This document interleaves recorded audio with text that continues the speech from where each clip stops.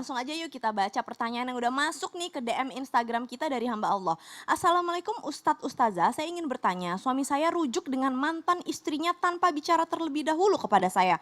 Saya sangat sakit hati dan sekarang pun sikap suami saya dingin terhadap saya. Apa yang harus saya lakukan Ustadz jika saya balik bersikap dingin terhadap suami saya? Apa saya berdosa? Dan apa hal yang saya alami ini saya bisa dapat pahala yang banyak karena saya merasa dizolimi sama suami dan yang tidak kasih tahu saya bahwa dia telah rujuk lagi. Terima kasih Ustadz Ustazah. Gimana nih Ustazah Lulu? Iya, Masya Allah, Insya Allah mudah-mudahan Allah berikan kesabaran untuk kita semuanya. Yang pertama tentunya kita sama-sama mengetahui inna sidqa yahdi ilal bir wa innal bir yahdi ilal jannati. Yuk sama-sama kita jujur ya. Artinya apa? Karena jujur itu adalah kebaikan. Kebaikan mengantarkan kita menuju surganya Allah. Ra'sud dzunub al-kadzib, pangkalnya dosa adalah kebohongan atau kedustaan. Terlebih sikap suami yang memang tidak memberitahu bahwa telah rujuk terhadap istrinya. Berarti ini adalah poligami ya. Artinya apa? Bahwa kita sama-sama mengetahui tolak ini ada dua yang memang bisa rujuk. Pertama dan kedua, untuk ketiganya tidak. Nah seharusnya kita mengabarkan ya. Suami mengabarkan kepada istri, istri pun juga mendengarkan dengan cara yang baik. Nah tapi bagaimana ketika sudah terjadi, sudah kejadian seperti itu ya. Perbuatan zalim suami, yang pertama mudah-mudahan kita bukakan pintu maaf ya. Karena sudah terjadi, yuk kita sama-sama maafkan. Kemudian saling adanya introspeksi diri, kita pun juga introspeksi, dan insya Allah mudah-mudahan di sini memperbaiki lagi ke arah yang lebih baik. Karena di sana suami dalam keadaan yang memang belum tenang. Mudah-mudahan kita mampu menenangkan, memaafkan, kemudian insya Allah cari solusi jalan keluar yang terbaik insya Allah. Jasakillah heran, semoga masalahnya cepat terselesaikan ya Ustazah ya. Baik, kita jawab pertanyaan yang berikutnya yang masuk ke DM Instagram Islam itu Indah dari hamba Allah. Assalamualaikum Ustadz, gimana hukumnya kalau saya memutuskan untuk menunda menikah karena seminggu lagi saya menikah? Tapi ayah saya sakit berat dan saya anak sematawayang yang harus urus ayah saya. Calon suami dan keluarganya mendesak terus. Tapi pikiran saya tuh lagi gak fokus karena saya sedang ngurusin ayah saya.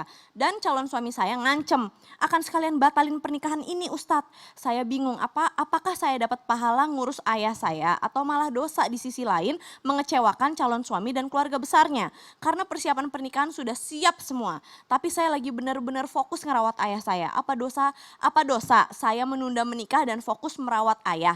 Dan gimana cara menjelaskan kepada keluarga besar calon suami? Mohon dijawab Ustadz Syam. Bismillahirrahmanirrahim. Tabik guruku Habib Usman dan Ustazah Lulu. Yang bikin ribet pernikahan kan kita. Nikah itu cuma ada wali, saksi, ijab kabul, mahar, selesai. Jadi kalau mau sekalian menikah dan sekalian merawat ayah bisa banget. Dilakukan di rumah sakit pun bisa banget. Tanpa vendor pun bisa banget gitu. Kalau misalnya mau nikah aja gitu tanpa mengecewakan si calon suami dan keluarganya gitu. Jadi sebenarnya tidak ada yang harus ditunda di sini.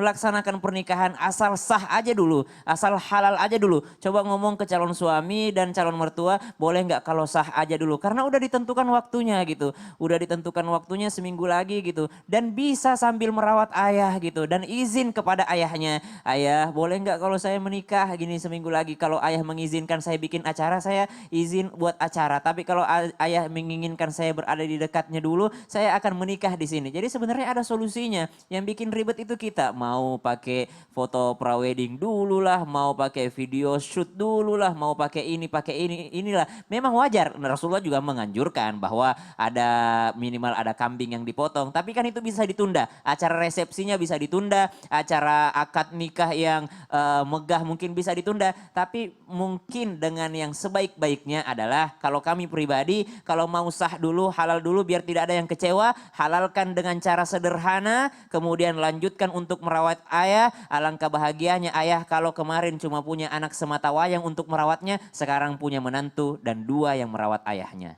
Masya Allah, jadi cara bicaranya sama keluarganya begitu ya. Betul. Nggak usah pakai cara yang ribet dulu, yang penting halal dulu kalau Siap, mau siap. gitu. Jadi kita yang ngeribetin sebenarnya. Baik, insya Allah bisa terselesaikan ya. Dan berikutnya ada pertanyaan nih dari Fatma Hida. Assalamualaikum Ustadz, mohon izin bertanya. Ibu saya baru meninggal dunia 4 minggu yang lalu, tapi saya masih sering bersedih.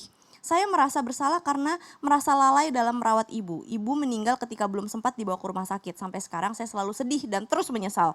Jika saya membawa ibu yang sedang sakit ke rumah sakit lebih awal, apakah ibu masih bisa hidup? Apakah saya berdosa jika terus menyesali yang saya lakukan sebelum ibu meninggal? Dan apakah dosa jika saya terus menyalahkan diri saya sendiri? Mohon bantuannya Ustadz, mohon dijawab Habib. Bismillahirrahmanirrahim. Kullu nafsin za'iqatul maut. Siapapun pasti akan meninggal, dimanapun tempatnya, waktunya udah ditentukan oleh Allah Subhanahu Wa Taala. Nggak perlu ibu bersedih. Ma soba min musibatin illa biidznillah. Semua yang terjadi, musibah apapun menimpa kita tidak kecuali dengan izin Allah. Semua dengan ketetapan Allah. Kalau Allah udah berkehendak hari ini meninggal, meninggal. Besok meninggal, meninggal. Nggak perlu ada yang disalahin. Nggak perlu. Ibu cukup tenangkan diri ibu. Ya Allah, Allah memberikan saya ini musibah yang besar. Aku minta ampunan kepadamu ya Allah. Aku ingin mendekatkan diri kepadamu ya Allah. Rasulullah ketika anaknya meninggal, Rasulullah meneteskan air mata. Ya Rasulullah, kenapa engkau meneteskan air mata? Engkau seorang Rasul. Rasulullah bilang apa?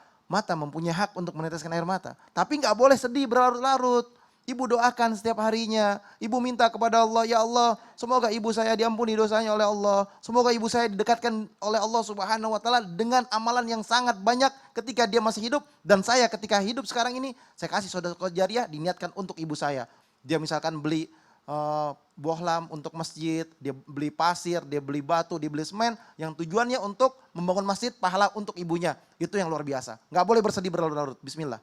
Bismillah, nggak usah bersedih berlarut-larut. Cari solusinya adalah dengan mencintai ibu yang udah nggak ada, dengan doakan dan amal jariah. Dan amal jariah untuk ibunya. Insya Allah. Ustadz Syam, boleh dong dipimpin doa. Semoga kita semua dimudahkan oleh Allah Subhanahu Wa Taala dalam menjadi wanita yang kaya akan pahala. Masya Allah, izin Habib. Tafadhol. Ustazah dulu Kak Caca. Bismillahirrahmanirrahim.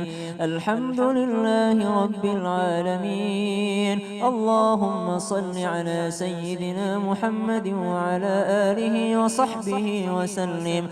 Allahumma اغفر لنا ذنوبنا وارحمنا وتب علينا. اللهم اغفر لنا ذنوبنا ولوالدينا وارحمهم كما ربونا صغارا. اللهم بارك لنا في أولادنا ولا تضرهم ووفقهم لطاعتك وارزقنا برهم.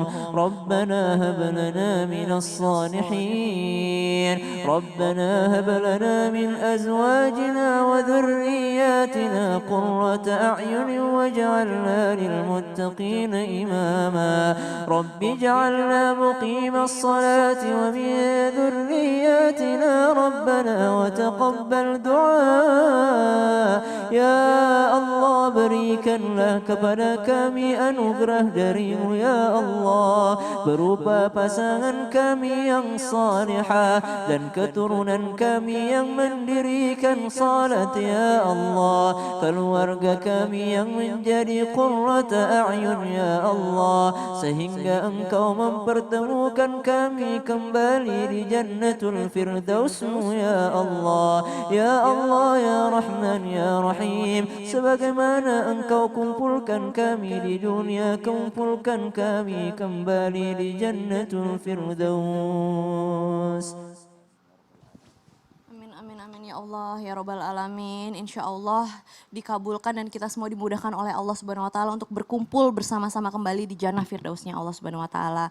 Dan jamaah Islam Itu Indah, terima kasih banyak sudah menyaksikan Islam Itu Indah pada pagi hari ini. Saya Caca Frederika beserta seluruh guru-guru dan tim Islam Itu Indah mohon pamit undur diri dulu. Mohon maaf apabila ada salah-salah kata. Jangan lupa untuk selalu menjaga protokol kesehatan dan saatnya kami pamit undur diri. Wassalamualaikum warahmatullahi wabarakatuh. Waalaikumsalam warahmatullahi wabarakatuh.